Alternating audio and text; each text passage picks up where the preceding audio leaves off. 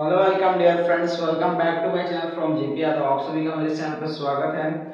Dear friends, आज के इस क्लास में हम प्रिपरेशन करेंगे सांकेतिक भाषा पूर्ण परीक्षण का। जो हमारा टॉपिक है, अभी न्यू टॉपिक अक्षरों का समान क्रम में अंतर, उसकी प्रिपरेशन करेंगे आज के इस क्लास में। तो दोस्तों, हम अभी जो ये टॉपिक है, ये एनटीएससी और एनएमएससी कंपटीशन एग्जाम के जो रीजनिंग का टॉपिक है, मेंडल एबिलिटी एग्जाम के लिए, बौद्धिक योग्यता पेपर के लिए जो रीजनिंग का टॉपिक है, सांकेतिक भाषा कोड परीक्षण, कोडिंग डिकोडिंग, इसका जो हमने यहाँ पे 10 टॉपिक्स देखे थे, जिसके आधार पे जो सांकेतिक भाषा कोड परीक्षण है, उसके प्रश्न कहीं से भी हमको पूछे जा सकते हैं, जो एग्जाम में आपको 5 से 8 नंबर हर टॉपिक्स दिला सकते हैं। ठीक है, तो वही टॉपिक्स पे आज प्रिपरेशन करेंगे। अक्षरों का समान क्रम में अंतर, तो ये टॉपिक किस तरीके से इसके प्रश्न को पहचाना जाएगा, कैसे सॉल्व किया जाएगा, पूरी डिटेल्स आज के इस क्लास में इस टॉपिक के ऊपर पूरी बात करेंगे। ठीक है दोस्तों, तो आप सभी के लिए एक ये है कि अभी जो 30 अक्टूबर लास्ट डेट है, वो जो है कि लास्ट डेट एग्जाम जो फॉर्म है उसको सबमिट करने का लास्ट डेट है 30 अक्टूबर। इसलिए आप जो है कि ध्यान में रखना, 30 अक्टूबर जो है कि लास्ट डेट है एग्जाम फॉर्म जो है कि सबमिट करने का। ठीक है, फॉर्म सबमिट करने का लास्ट डेट है 30 अक्टूबर, इसलिए थोड़ा सा ध्यान दीजिए और अपने प्राचार्य सर से, आपने जो भी क्लास टीचर उनसे बात कीजिए और इसके लिए कंफर्म कीजिए। और अगर आप तैयारी की बात करें तो अभी हमारा जो तैयारी कंटिन्यू हो रहा है, क्योंकि मुझे स्कूल जाना पड़ती है, जिसकी वजह से मैं कंटिन्यू जो है कि डेली एक वीडियो नहीं ला पाता, लेकिन कोशिश करता हूँ मैं अपने से जितना हो सके मैं क्लास ले सकूँ, क्योंकि मुझे भी काम रहता है, जिसकी वजह से मैं जो कि थोड़ा सा अभी टाइम नहीं दे पा रहा हूँ, है ना। तो आज के इस क्लास का प्रिपरेशन है कि अक्षरों का किस तरीके से समान क्रम में इसके अंतर है, उसके प्रश्नों को हम कैसे पहचानेंगे और किस तरीके से सॉल्व करेंगे, क्या आवश्यकता होगी किस चीज़ की, जैसे कि यहाँ पे लेटर्स है तो क्या उसकी आवश्यकता होगी या नहीं होगी, सभी डिटेल्स आज के इस क्लास में करेंगे दोस्तों। तो चलो शुरू करते हैं।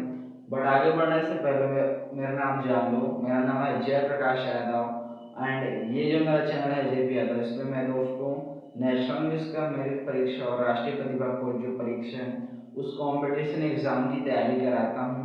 और आप सभी अगर इस एग्जाम की तैयारी कर रहे हैं या एग्जाम फॉर्म अभी भरे हैं, तो आप सभी हमारे इस चैनल को इस नेशनल इंग्लिश का मेरिट परीक्षा और राष्ट्रीय प्रतिभा खोज परीक्षा की जो तैयारी है, प्रिपरेशन है, उसके लिए आप सभी हमारे चैनल को सब्सक्राइब कर बेल आइकन की नोटिफिकेशन को ऑन कर लेना, ताकि आपको ऐसी जोड़ी अपडेट सबसे पहले मिलती रहे दोस्तों। और एक जो यहाँ पे कमेंट सेक्शन है, उसमें कमेंट्स में ये है कि जो डाउट्स रहता है उसको वहाँ से आप क्वेश्चन को बताया कीजिए, जो भी आपका जो भी प्रश्न है उसको आप बताया कीजिएगा। और वीडियो कैसा लगा ये भी कमेंट सेक्शन में बताना, लाइक करना, ताकि मुझे उस चीज़ से सपोर्ट मिले और मैं आपके लिए कुछ और यहाँ पे एक्स्ट्रा करूँ। ठीक है, तो दोस्तों देखिए, सबसे पहली बात तो हम जो कि टॉपिक है पूरे, मतलब ये जो रीजनिंग का, सॉरी मेंटल एबिलिटी में कुल जो कि 18 से 20 टॉपिक होते हैं। तो अभी हमने खूब खूब जो कि 8 से 10 टॉपिक किए होंगे, वही हमारे 8 से 10 टॉपिक और बचे हैं, तो हमको जल्दी से जल्दी वर्क करना होगा। ये सांकेतिक भाषा कोड परीक्षण, ये थोड़ा सा बड़ा टॉपिक है। ठीक है, तो इसकी जो प्रश्न की जो यहाँ पे टॉपिक्स हैं, जो मेन टॉपिक है उसी को देखेंगे, है ना, क्योंकि ज़्यादा करने से कोई मतलब नहीं है और एग्ज़ाम में कोई भी पूछ सकता है। अगर आप अपने माइंड में अगर सही तरीके से रखते हो तब वो चीज़ आप सॉल्व कर पाओगे, इसलिए मैं बता रहा हूँ। ठीक है, तो मैं ये कोशिश करूँगा कि दीपावली के की 10 तारीख के अंतर्गत इस टॉपिक को हम ख़त्म करें, और उसके बाद जो है 11 तारीख से हम जो है कि नया टॉपिक शुरू करेंगे। नया टॉपिक शुरू करेंगे तो इसीलिए जो है कि हमको थोड़ा सा जल्दी करना पड़ेगा, है ना।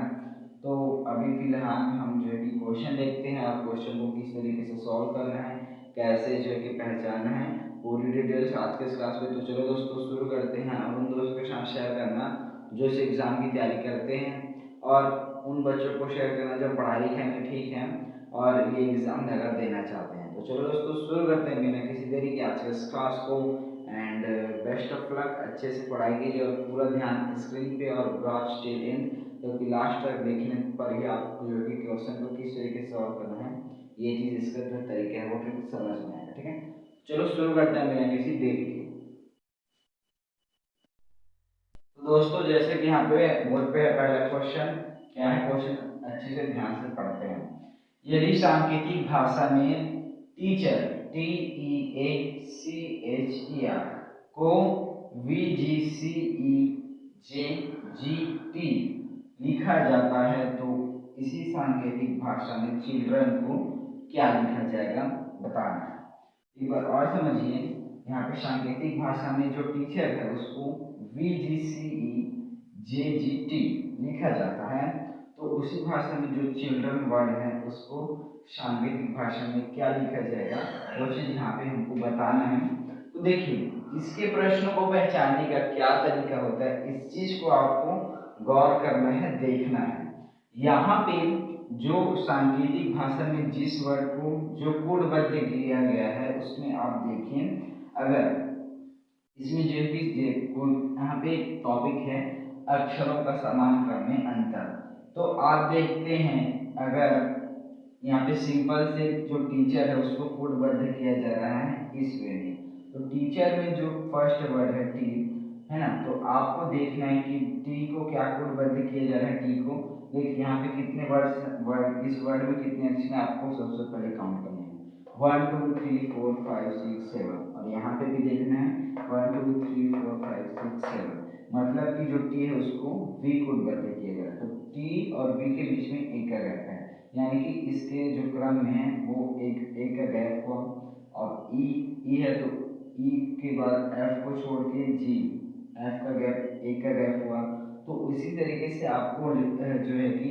एक का गैप जिस प्रकार से टी को वी में कोडबद्ध किया गया तो वहाँ पे आपको एक का गैप देखने को मिला, उसी प्रकार से ई और जी के बीच में आपको एक का गैप देखने को मिला जो एफ है वो, तो आप ये इससे ये क्लियर होता है कि जैसे कि यहाँ पे भी एक का गैप है, यहाँ पे भी एक का गैप है, तो आगे ये जितने भी होंगे वहाँ पे भी एक का गैप होगा, आप चेक कर सकते हैं। तो टॉपिक यही बोलता है कि जो अक्षर है उनका एक समान क्रम रहेगा, उनमें अंतर रहेंगे।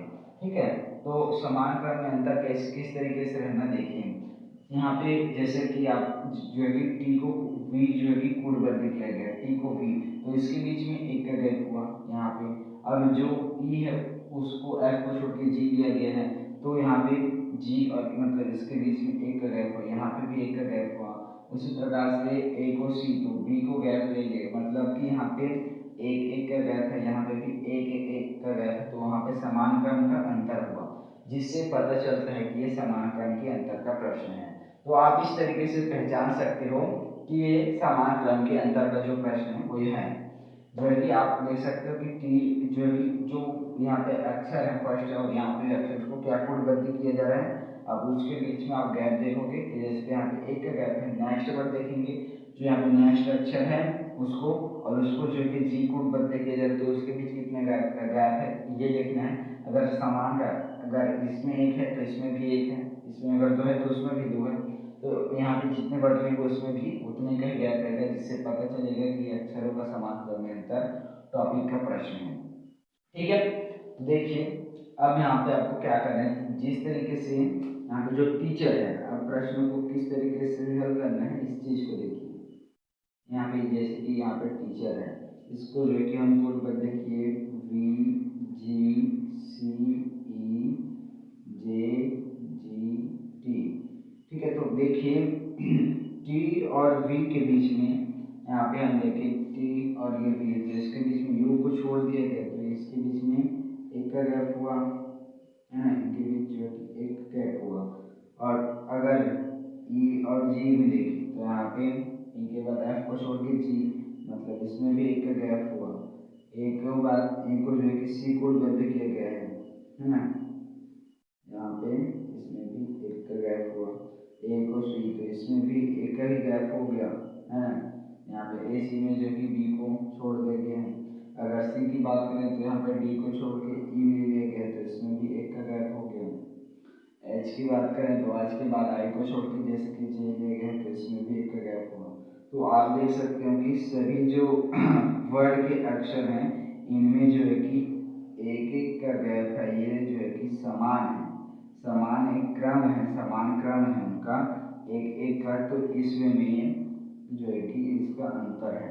अब आर है तो उसके बाद एस को छोड़ के जो है कि टी ले गए हैं, गैप है। तो ये गैपिंग वाला भी जो है कि क्वेश्चन आता है, कॉमन सी चीजें ये आते ही है। तो जिस तरीके से यहाँ पे जो अक्षर है उनके बीच में एक समान क्रम का अंतर हमको देखने को मिला, जैसे कि यहाँ पे एक सभी में जो कि उनका अंतर गैप देखने को मिला है ना। तो जिससे पता चला कि ये एक एक मतलब कि टी मतलब यहाँ पे जितने भी अक्षर हैं उनके बीच में एक एक का गैप है और एक एक सभी में है और वो समान क्रम में है। तो ये पता चला कि अब ये जो है कि इस तरीके से डिफाइंड हो गया कि इनके बीच में एक एक का गैप है और वो सभी के बीच में है। तो जिस तरीके से इनके बीच में एक एक का गैप लेकर इसको पूर्वबद्ध किया, जैसे कि टी उसके बाद यू को यू जो एक अक्षर उसको छोड़ के वी ले गए हैं, ई के बाद एफ एक जो अक्षर उसको छोड़ के जी ले गए। तो जिस प्रकार से यहाँ पे एक अक्षर गैप करके जो है कि उसको पूर्वबद्ध किया गया, तो सेम इसी वे में हमको जो चिल्ड्रन है उसको पूर्वबद्ध करना है। तो किस तरीके से करना देखिए ध्यान से, CHILDREN,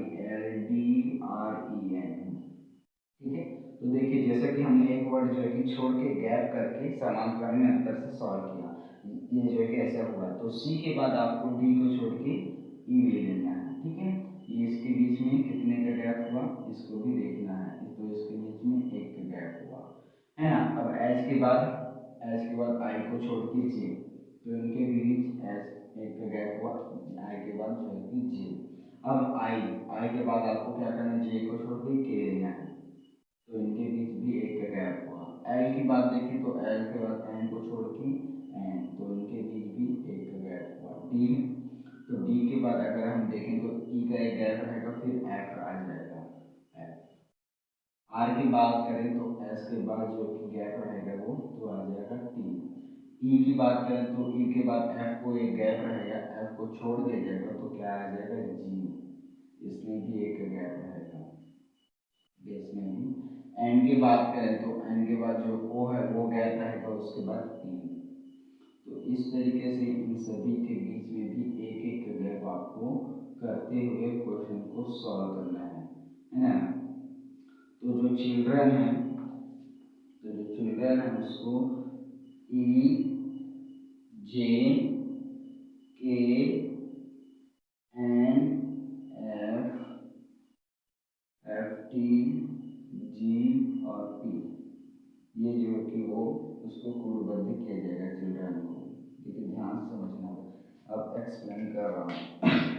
तो देखिए अब चिल्ड्रन जिस प्रकार से टीचर जो वर्ड है इसमें एक एक अक्षर का जो है कि गैप लेकर छोड़कर उसको कोडबद्ध किया गया है, जैसे कि टी के बाद भी यू को छोड़ के वी लिया है ना, ई के बाद एफ को छोड़ के जी ले लिया। तो जिस प्रकार से इसको एक समान क्रम में एक एक का गैप लेकर के इसको कोडबद्ध किया गया, तो उसी प्रकार से हमको जो चिल्ड्रन वर्ड है उसमें भी अक्षरों के बीच में जो एक एक अक्षर का गैप है, गैप लेकर के कोडबद्ध करना है। तो देखिए सी है, तो सी के बाद जो डी अक्षर है उसका गैप रहेगा और आ जाएगा ई।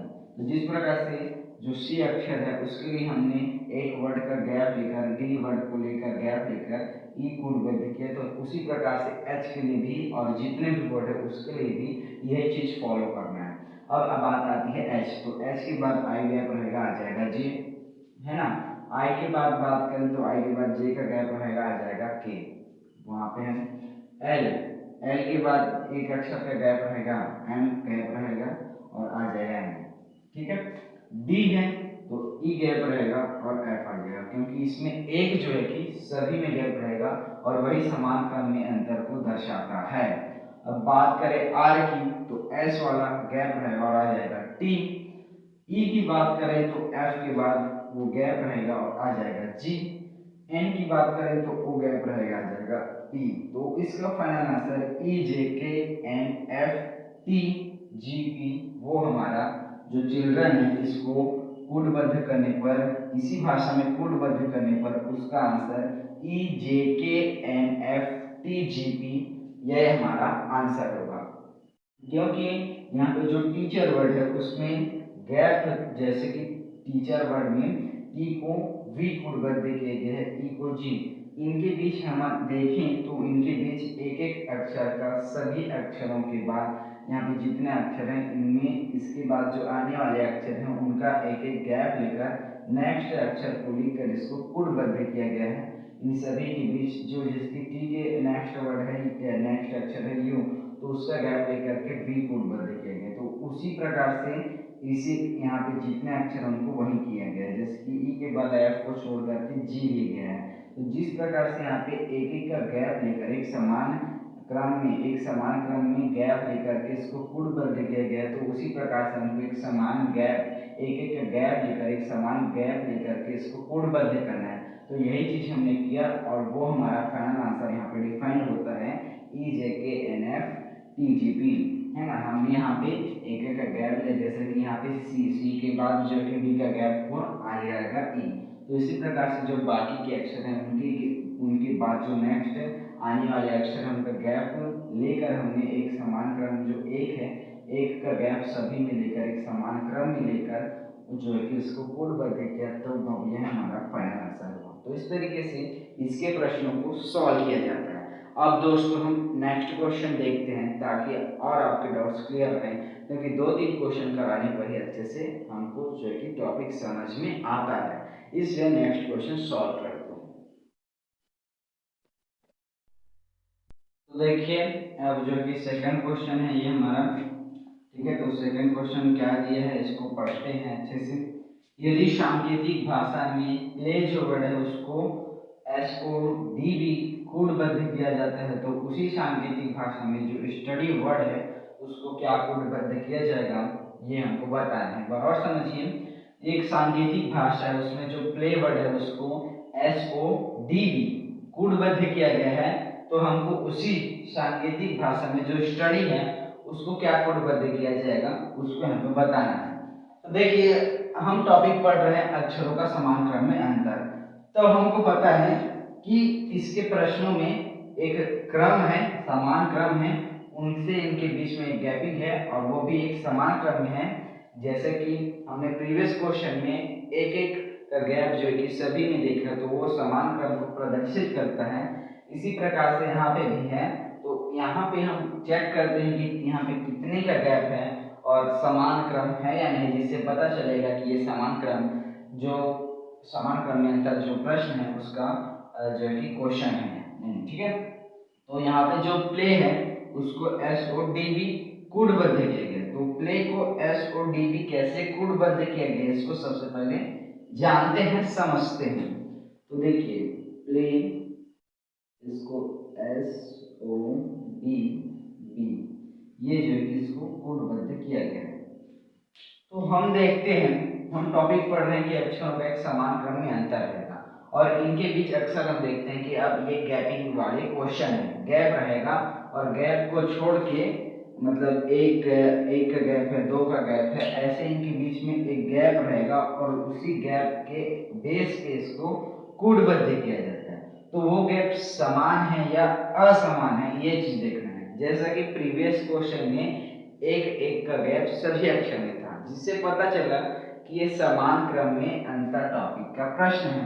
अब इसमें हम चेक करते हैं कि इसमें गैप कितने का है और क्या सभी अक्षर में समान क्रम का गैप है, जिससे पता चले कि ये इस टॉपिक का प्रश्न है।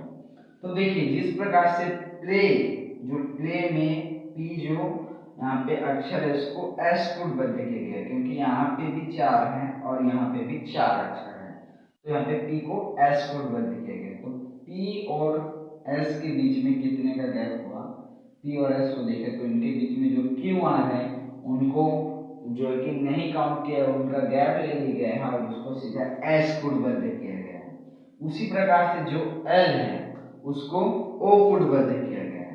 तो L और O को देखें तो इनके बीच में 2 अक्षर का गैप ले लिया गया है।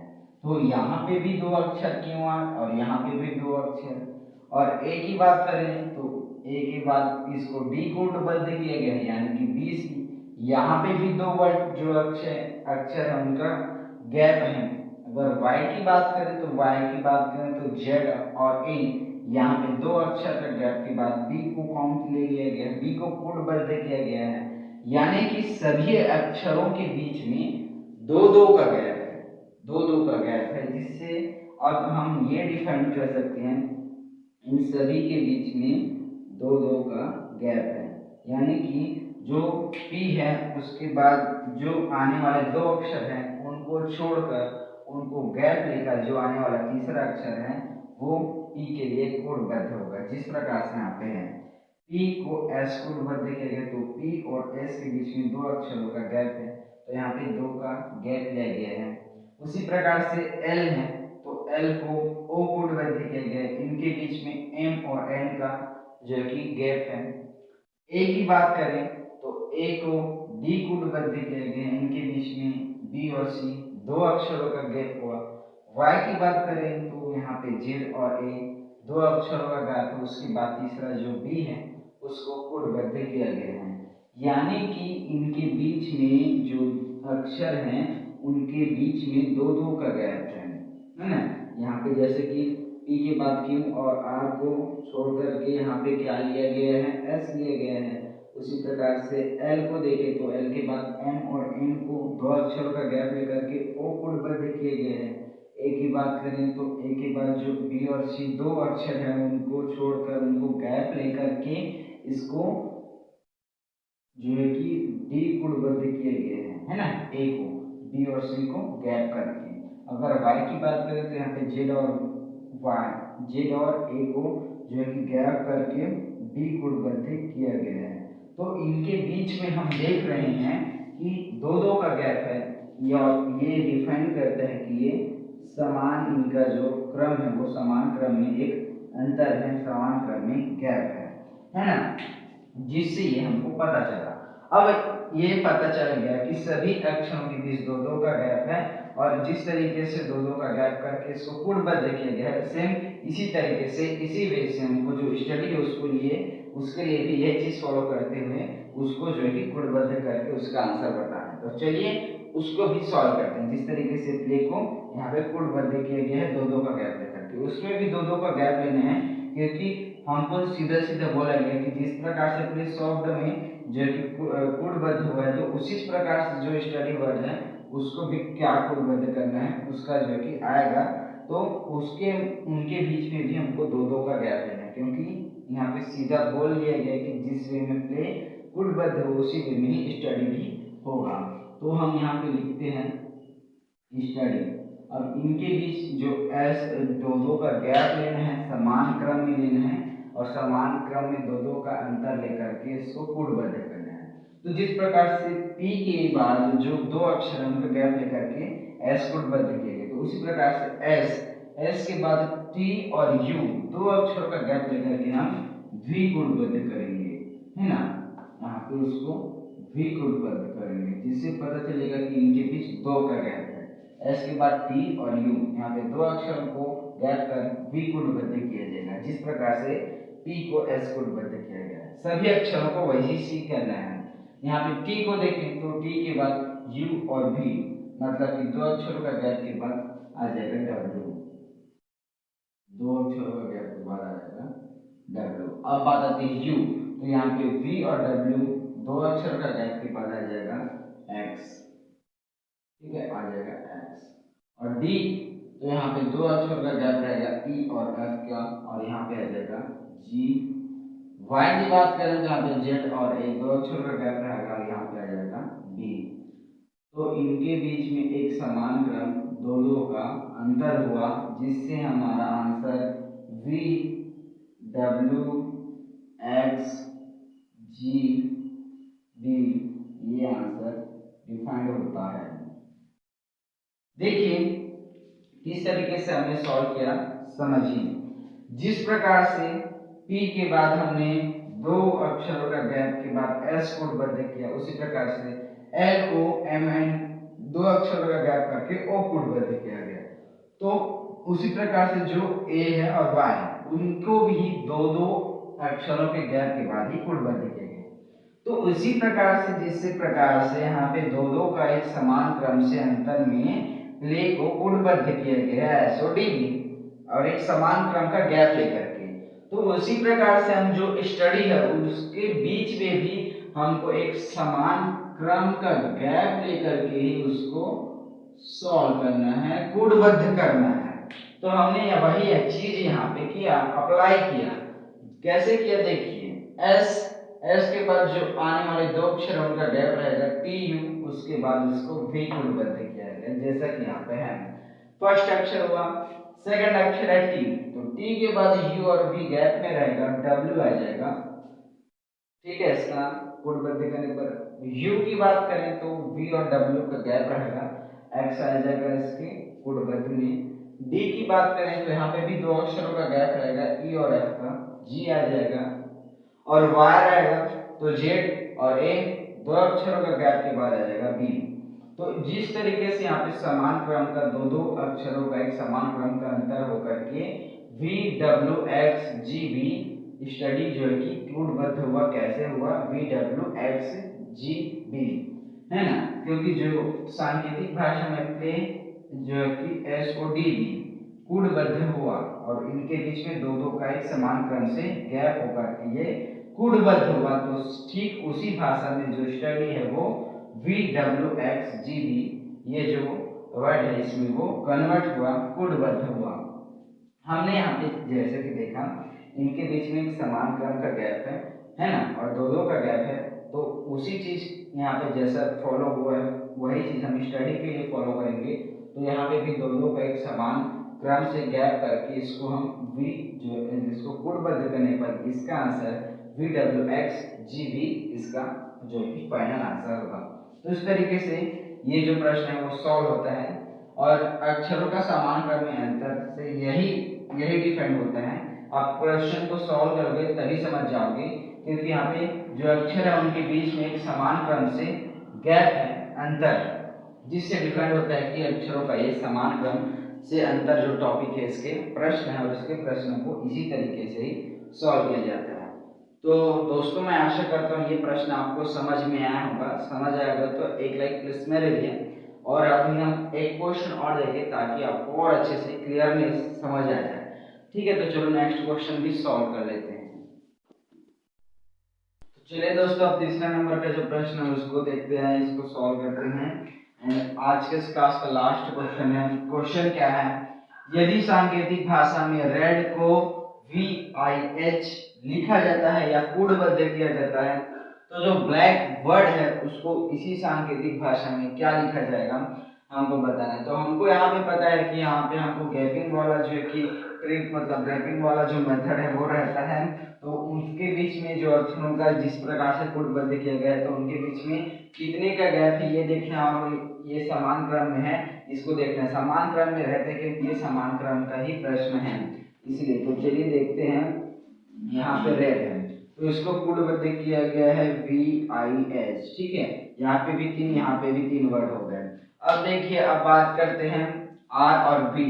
R और B इनके बीच में एक दो तीन अक्षर का गैप है, इनके बीच जो है कि तीन अक्षर का गैप हुआ। E और I की बात करें तो E और I को FGH इनके अक्षर भी तीन, इनके बीच भी तीन अक्षर का गैप हुआ।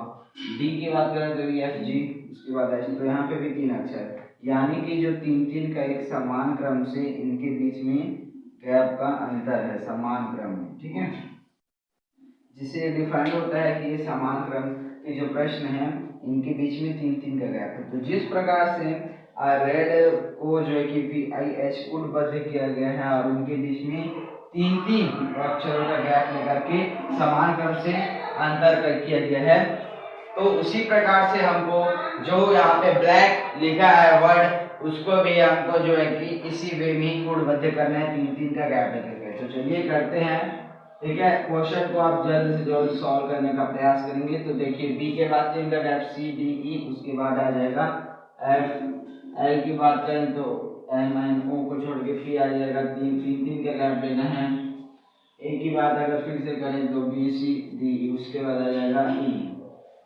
C की बात करें तो DEF, उसके बाद आ जाएगा G। K की बात करें अगर तो K की बात तो LMNO तो O, उसके बाद आ जाएगा ये। तो ठीक है, इसका जो फाइनल आंसर हो क्या होगा FPEGO। ठीक है, तो ये हमारा जो है कि फाइनल आंसर होगा FEPEGO। ठीक है, तो इस तरीके से इसके प्रश्नों को सॉल्व किया जाता है। तो जिस तरीके से यहाँ पे रेड जो वर्ड है इसको जो कि 3 दिन का गैप लेकर के कूटबद्ध किया गया VIH।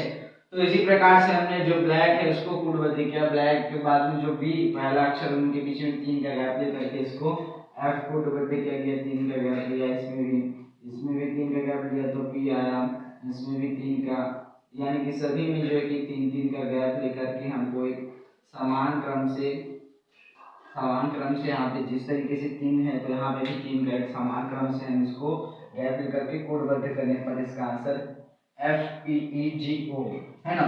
ध्यान से समझिए, जिस तरीके से यहाँ पे रेड में जो R है उसको कोडबद्ध किया गया है V, तो इनके बीच में 3 का गैप हुआ। उसी प्रकार से E में भी वही मेथड है कि 3 का गैप लेकर के उसको I कोडबद्ध किया गया, D को भी 3 का गैप लेकर के H कोडबद्ध किया गया। तो वही चीज हमको जो ब्लैक है जो वर्ड है उसके लिए भी यही चीज फॉलो कर रहे हैं, तो हमने यहाँ पे वैसा ही किया। देख सकते हैं बी के बाद जो आने वाले 3 अक्षर उसको गैप लिया CDE और उसके बाद उसको F कोडबद्ध किया गया। तो यहाँ पे L को उसी प्रकार से P कोडबद्ध किया गया, A को E और C को G कोडबद्ध किया गया और K को O। क्योंकि यहाँ पे जो अक्षर है उनके 3 का गैप है, सभी में समान क्रम से 3 का गैप है, जिससे ये FEEGO ये जो है कि इसका आंसर कोडबद्ध हुआ है। तो इस तरीके से जो प्रश्न है इसको हल किया जाता है अक्षरों का समान क्रम में अंतर। ये जो टॉपिक है इसके प्रश्नों को सॉल्व करने का यही मेथड है। सबसे पहले आपको वर्ड देखना है और उसको क्या कोडबद्ध किया गया उसको देखना है, एंड उनके बीच में गैप देखना है, और सभी के बीच में अगर समान गैप है, जैसे कि यहाँ पे 3 का गैप है, हो सकता है किसी में 4 का हो, किसी में 2 का हो, तो इसी प्रकार से हमको पता चलता है कि उनके बीच में अगर समान का गैप है, समान जो क्रम है उनका गैप है, तो आप पता चल जाएगा कि अक्षरों का समान क्रम में अंतर है। जैसे यहाँ पे 3 का गैप है तो ये समान क्रम में है, जिससे समान क्रम के अंदर का प्रश्न पता चलता है। तो जिस तरीके से 3 का गैप लेकर के पहले वर्ड को कोडबद्ध किया जाता है, सेम उसी तरीके से हमको नेक्स्ट वर्ड जो दिया रहता है उसको भी यहाँ पे जो 3 समान क्रम दिया गया है वहां भी 3 समान क्रम लेकर के गैप लेकर के उसको कोडबद्ध करना है। तो कोडबद्ध वैसे ही हमने किया, तो FEEGO इसका जो आंसर आया है।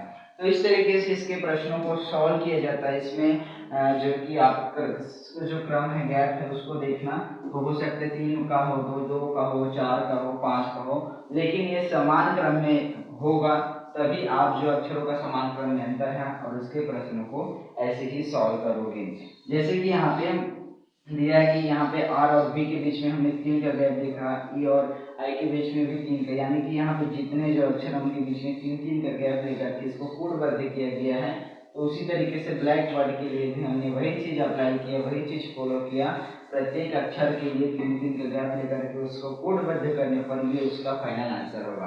तो इस तरीके से दोस्तों जो अक्षरों का समान क्रम से अंतर है उसके प्रश्नों को इसी तरीके से इसी मेथड से सॉल्व किया जाता है। आई होप दोस्तों आप सभी को ये चीज समझ में आ गया होगा, तो समझ आया होगा तो एक लाइक एंड अच्छा सा कमेंट। तो दोस्तों आज के इस क्लास में इतना ही, मिलते हैं नेक्स्ट क्लास में। और नेशनल में इसका परीक्षा की तैयारी करने के लिए एंड NDSC राष्ट्रीय प्रतिभा खोज परीक्षा की तैयारी करने के लिए आप सब आदमी हमारे इस चैनल को शेयर, सब्सक्राइब एंड लाइक। मिलते हैं अगले वीडियो में, तब तक के लिए best of luck and keep study. अच्छे से प्रिपेयर में व्यस्त रहो और अपने पढ़ाई में अच्छे तरीके से मतलब उसमें मेहनत करके आप जो है कि सिलेक्शन लो, क्योंकि डेट 16 जनवरी को एग्जाम है और जो है कि लास्ट डेट है फॉर्म सबमिट करने का 30 अक्टूबर। ठीक है, तो आप जो है कि जल्द से जल्द फॉर्म सबमिट कीजिए और इसके प्रश्नों को यही मेथड से सॉल्व किया जाता है। आज के इस क्लास का जो मैंने बताया वो चीज़ आपने नोट किया, बहुत अच्छी बात है, समझ गए, वो भी बहुत अच्छी बात है। अब आपको इसी तरीके के जो क्वेश्चन होंगे उसको सॉल्व करना है ताकि आपके जो डाउट्स हैं वो क्लियर रहें। ठीक है, तो चलिए दोस्तों मिलते हैं नेक्स्ट क्लास में, तब तक के लिए बाय।